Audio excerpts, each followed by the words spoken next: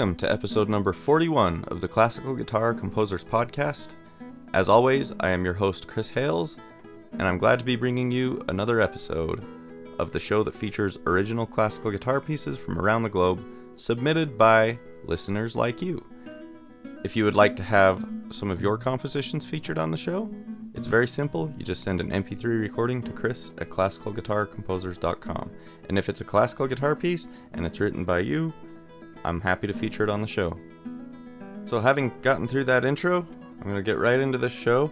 I realized suddenly that I am running out of May. It's almost the end of the month. And getting this in at the last minute, I'm kind of squeezing this in. I didn't prepare very well. Not that I ever do, but I had to alter plans because I realized that I didn't have copies of the music I thought I did. So I was going to play a little more music by Christian Heim. Talked about it in the previous episodes. It's alright, we're just going to feature those in the next episode or the next, however it works out. And I have some music to feature today by a first-time contributor to the show. I'm looking forward to that. And I have a few emails to get through, so I'm not going to do too much here in the opening monologue, but I do want to talk about something I saw at the store that was really cool. Now, I know, for whatever reason, it seems like the Rolling Stones have been coming up a lot lately on my show. I don't have a good reason why, but they're coming up again today, and I'm going to try to, I don't want this to become a Chris Talks About the Rolling Stones show, but here's what happened. So, I went to the local music store, one of the local music stores. There's one around here that usually has kind of a decent selection of classical guitar music, meaning that they have one at all. It's kind of funny though, because I found some different stuff there, and have picked it up.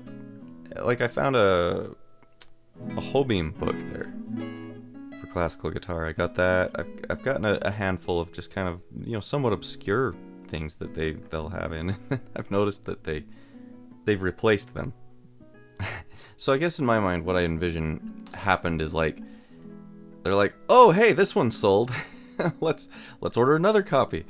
And then that's probably not true, but in my mind, I'm like the only person who would ever buy some of this stuff.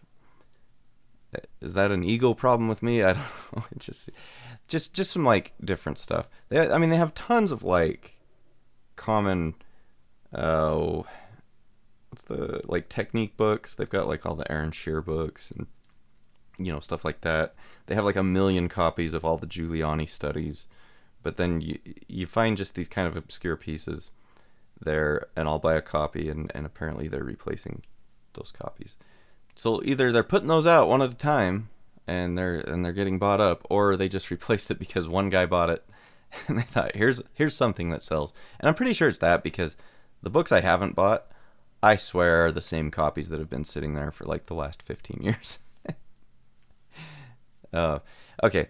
Anyway, I was taking a look over at the rock and pop music section, where they have all those Ultimate Guitar Edition, whatever they are, they're tab books, and I'm always just curious. I used to buy a lot of those when I was a teenager. I had a lot of stuff I wanted to learn, and I noticed, and I have noticed recently, they've been getting more and more of interesting music. In the past, it's been a lot of you'll see the best of, there's a best of Aerosmith book, and now instead of just best of Aerosmith, I've noticed they had a Toys in the Attic book, and I was like, that's kind of cool. I almost want to buy it just because it would look cool on my bookshelf. And they have more individual albums from a lot of rock bands, and I don't know if that's you used to see some of that when I was younger, because I got some, but there just seemed to be a lot more. And one of the ones I noticed was they had Exile on Main Street by the Rolling Stones. And Exile on Main Street is my favorite Stones album. I love it. And so I, of course, picked that up. And it took me a second to realize what I was looking at, but it's not just a guitar book. It's the full score for the entire album. And they actually have notated all of the drum parts, and they've notated the bass part, the guitars, the vocals, and it's presented just like, just like in full score format. And I've never seen that. You'll see they'll put a couple of the guitar parts in. Sometimes they'll have cue notes. Sometimes they usually have the vocal line. But I've never seen the drums notated out. And that's pretty cool. And I almost bought it just for the novelty of it. But I thought, what a bizarre band to do that with. Like the Rolling Stones, I love them. They're really one of my all-time favorite bands. But their music does not warrant a full score. In fact, they're on the sloppier side. It's just weird that you would notate all that out. It would make more sense to me to see something like that with like prog rock bands or something where they like I could see them doing that with Pink Floyd The Wall, and it would make sense to me why people would want that. But to see Exile on Main Street written out in full score format is just, who took the time to do that and why? But it's pretty cool. It's definitely pretty cool. Okay, let's get on with the show. I'm going to read an email here from a new listener. It says, "Hey Chris, I have downloaded a few different guitar-related podcasts, and some were okay. I was hesitant to try yours, as I thought it was going to be various composers discussing all the deep theory and nuance of composition, things way over my head. After listening to the first one, I was pleasantly surprised. I love your idea of giving people a platform to share their music. I love your sly jokes and commentary. I have no classical training, but I hope to get some in the future. I do play guitar and own a nylon string, but I'm just an intermediate level and mostly play my electrics. Nylon strings have a special place in my heart, though. Story for another day. And I turn to my classical guitar when I really want to feel a melody. It is inspiring to listen to the compositions you are sharing. I look forward to listening to the episodes. I was doubly wowed when you mentioned being in Utah. I live in Utah, in Harriman, so it was cool to have that extra connection with your show. Do you do local performances? I would love to attend some local classical guitar performances. Anyway, I felt compelled to get in touch with you. I've only listened to the first few episodes, but the only thing I feel the episodes lack is maybe just a bit of education on some of the classical terms for those of us that aren't classically trained. I hope you are well and are able to keep putting out more episodes. I wish I could contribute, but my compositions are not in the caliber of what you have been sharing. I listed through Google Podcasts, and there isn't a way to give 5 stars, but I totally would give a great review. Sincerely, Aaron Hackett." Thanks, Aaron. I responded to Aaron, and so I'm going to also read his follow-up email. It says, "Just a bit more background on my love for classical guitar. I served a mission for the Church of Jesus Christ of Latter-day Saints in Brazil. Part of that time, I lived behind an older man and his wife. He had suffered throat cancer several years before and had to talk through a tracheostomy in his neck. I don't know all the backstory, but he'd become a bit bitter toward several people and life in general, just kind of cranky. But most evenings, he would sit on his porch and play the most fantastic nylon string guitar music. He would invite us over to sit and just be his audience for a while. To see this man be transformed into a happy, social person through classical guitar was inspiring. I wanted to learn to be able to do that, but then life got in the way, and the various guitar teachers I've found over the past several years just weren't interested in classical guitar. I certainly enjoy acoustic and electric, but like I said before, I have a special place in my heart for classical guitar. So if you have any recommendations on where to learn more classical guitar concepts and practices, I would love it. Or even a short list of some basic pieces to try and learn. I loved listening to the pieces in your top 10 list in episode 3.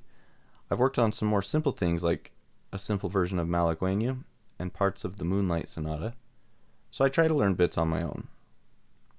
Anyway, I've already taken too much of your time, but thank you. Best of luck with any new compositions." All right, thanks a lot, Aaron. There's a lot in that email. So let me make sure I get to all of this. But I really appreciate the kind words about the show. You say what you say you liked about the show and was relieved to find out about it is sort of the thing I have been worried that maybe would turn people off, is that it doesn't get into composition enough. So the show could maybe use a little more composition talk. But as you say, I do like the idea of possibly explaining things a little more. I've kind of operated under the assumption that listeners, I mean, this is a terrible assumption. This is a mistake on my part, but assuming that listeners just are on the same page as me, and we all have different backgrounds, and so yeah, I'm gonna be better about that. I'm gonna not throw out all these terms as if we all have the same training I have or background. So, and yeah, that you live not far, so that's really cool. And I don't do local performances these days. Just not in practice well enough to really feel confident in doing that. And man, I need to. I've been wanting to start like a guitar ensemble, a small one. Not there are guitar ensembles around here, but I'd love to get me like a guitar trio or a guitar quartet going. Anything like that, or call one of my old violin playing friends and do like a guitar violin duo, because there's a lot of really cool guitar violin duos. Stuff like that's on my mind, but I haven't made it happen. And I don't anticipate it happening in the near future. I love that story about your mission in Brazil, that guy on the porch. There's so much joy to be found in the guitar. And for me at times, my life, especially when I was younger, was often pretty tumultuous, and I sought a lot of solace in the guitar. And it wasn't the classical guitar, but the guitar in general. But then as I've gotten older, when I got into the classical guitar, I've really sought solace in the classical guitar. It's funny because I used to always prefer steel string before I got really into classical music. And I liked nylon, and I had a nylon, which I would, play. I very much went Willie Nelson with it and played it with a pick and stuff. But it was just so different. It wasn't until I started learning classical guitar, actually learning to play it, that I fell in love with the instrument. When I first started playing classical guitar, I actually was playing. I could read music, so I was reading it out of a book, but I was playing it on my steel string, which is a terrible way to play classical guitar music. It's just awful. But when I really dove in, I just developed an appreciation for how much the nylon string can sing. So it is very near and dear to my heart as well. But Aaron, I really appreciate it. Let's see. Recommendations on where to learn more guitar concepts and practices. There's great books. As far as I know guitar teachers, I can tell you why they're not interested in classical guitar, because they want to make money, and it's a lot of work to learn classical guitar. And if you're just a guitarist who wants to learn classical so that you can teach it just in case you have any students that want to learn it, it's too much work with no monetary return, I think. But there are guys who teach classical out there. I don't know. I'm just not connected to that stuff these days enough to tell you where to look exactly. But they are out there. I think if you go, there's the Utah Classical Guitar Society that puts on concerts. I think if you started rubbing elbows around there just by going to those recitals, you could probably find someone to point you in the right direction, because that's basically a big classical guitarist hangout. So they've all got to be learning from somewhere, right? I think the Aaron Shear books are pretty good. There are collections that you can find in local music shops of like simple classical guitar pieces. Um, some of the early stuff I learned, it might depend on your note reading where to start. I guess that's the big question. Do you need to simultaneously learn to read music, or do you already read music and are just need to learn how to the technique of classical guitar? Because that kind of changes things. So if you read music, if you can read, just standard notation, there's a lot of Tarrega pieces that are fantastic to learn early on because they're not extremely difficult to play. Some of he's just got a lot. He's got a ton of little short pieces.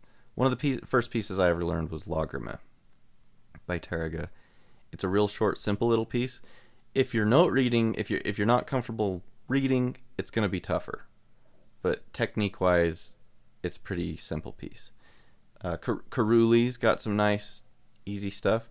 The Aaron Shear books, what I like about them is he mixes like scale routines and small pieces from different eras, some of his own compositions. They really make nice books. Maybe a little tedious. It's, when I was learning, I used kind of a mix of all this stuff. But I also, I began classical guitar being able to read music quite well. So most of the time, guitarists have to learn both at the same time. And that's where, so I've never seen like the Aaron Shear book Volume 1, but I think it might cover some more of that kind of stuff. I just played all the pieces out of Volume 2. I did Segovia's skill for my skill routines. And technique-wise, that comes from a teacher. I think that, that's something to work out with. If you really want to get into it, that's the best way to go. Thanks for the email, Aaron.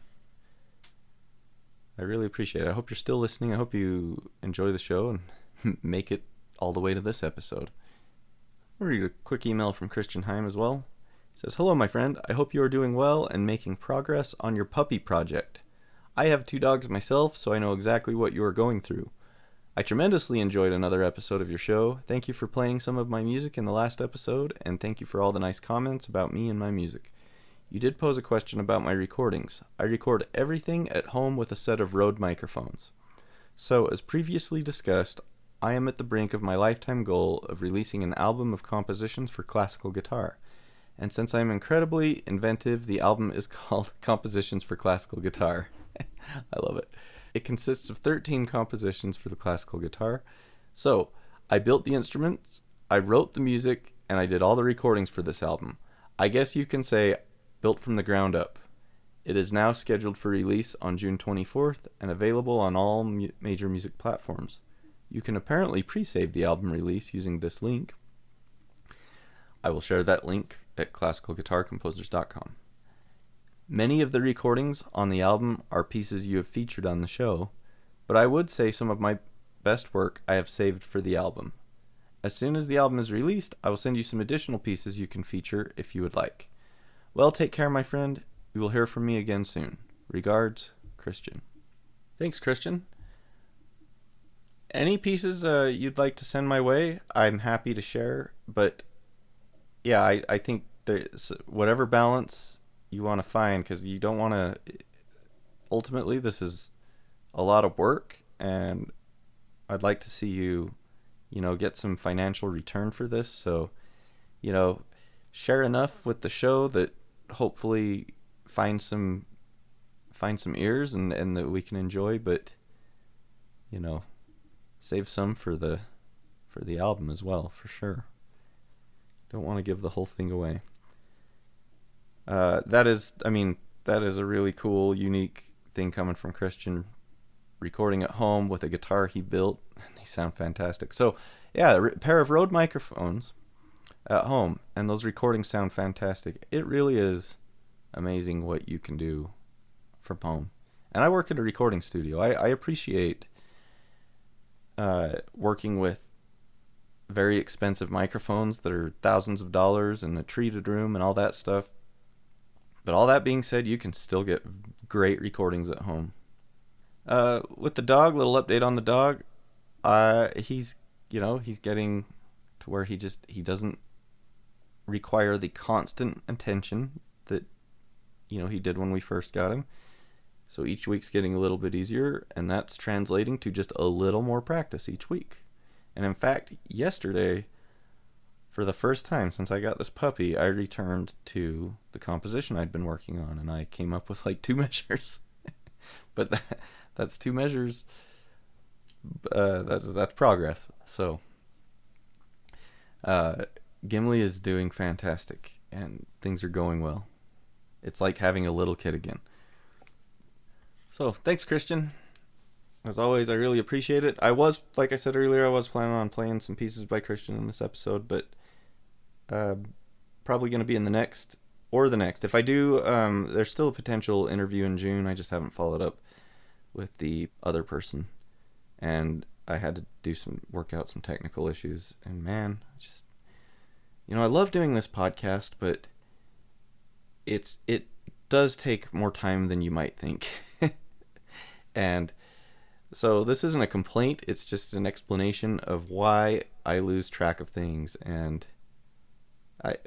unfortunately, like the attention that this show is getting is when I sit down to record it and upload it, and then it's like I don't think about it till it's time to record the next one. Okay, so I have some music from a first-time contributor to the show, and I'm looking forward to this. So this comes to us from Rob Ainsley. Rob writes, "Hi Chris, I just discovered the Classical Guitar Composers podcast, and I'm working my way through past episodes. Thank you so much for producing this. It's great to hear what other people are up to. I'm a traveler/writer on cycling, and since last year I've been writing pieces inspired by places I've ridden through. The index page to my pieces from 2021 is on my website, most of which is about cycle touring. The URL shortcut for the above page is simply e2e.bike/music. I'm going to go ahead and put these links on the website as well." Rob continues, "I'm putting forward 3 of the pieces for possible consideration in the show. Thanks again, and I look forward to the next podcast. Rob Ainsley." And Rob is writing to us from York, UK. So I love how much music has come to the show from the UK. It's really cool. So thanks, Rob. All right, these 3 pieces are... I'm going to go ahead and read the descriptions for each one, and then I'll play them all together with no interruptions. The first piece is Mamtor. Mamtor is an unstable mountain in England's Peak District, so unstable that the old main road around it has totally collapsed. It is impassable to cars, but bikes can negotiate its post-earthquake-like remains. This piece evokes that ride. It's an urgent quasi-tango, 3+3+2 rhythm. Piazzolla may come to mind, and uses an etude-like technique of moving parallel shapes up and down the fretboard, clashing deliberately against open strings. The second piece is Hencloud. Hencloud has nothing to do with domestic fowl or meteorology. It's a cloud, a small mountain, in England's Staffordshire Peak District.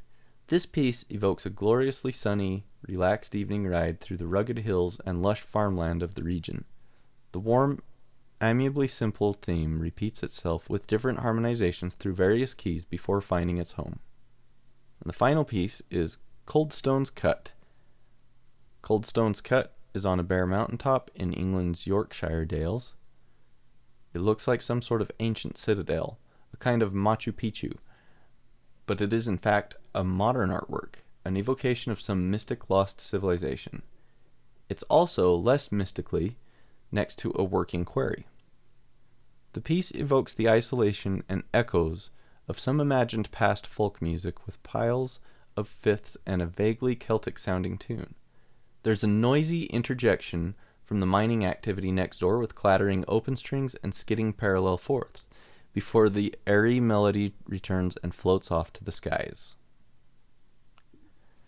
All right, cool. Thanks, Rob. So, once again, these are Mamtor, Hencloud, and Cold Stones Cut.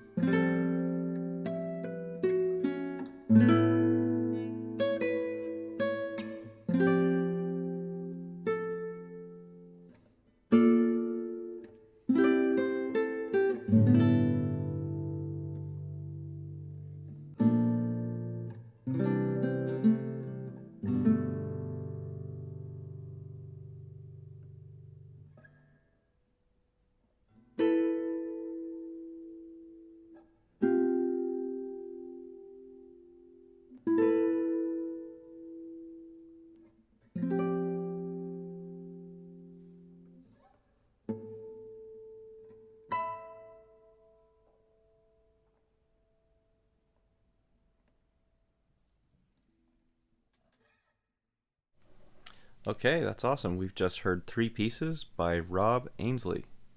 Thanks, Rob. I really enjoyed those and I appreciate the submission. I hope you all enjoyed that too. With that, I'm going to sign off. Enjoy this incredibly rainy day we're having here where I live, which is kind of a bummer, but not really, because we've been in this horrible drought, and hopefully this rain will replenish some of the water that the city is just completely wasting by overwatering all the parks. And okay, I don't do politics on the show, but I got to talk about some local politics just a little bit. We've been in a drought for a couple years now. Last year, like, most of the states stopped watering their lawns. I didn't water my lawn last year after doing a bunch of work on the sprinklers. They asked us not to water lawns, and I was like, yeah, I agree. We got to save this water. But man, you don't have to water your grass every day. Like, let's just say there isn't a water problem. You don't need to water every day. In fact, it's not good to water every day. But every morning, when I take Gimli over to the park, it's soaking wet, and we're in a drought. So it's pretty clear they're watering these stupid parks every single day. It drives me crazy, and they ask us all to cut back our use. I don't even know what to say to you people. But we got some rain today. So, thank you to Rob Ainsley for the music, and thank you to everyone who wrote in and listened, and I will see you next time. Until then, keep on plucking.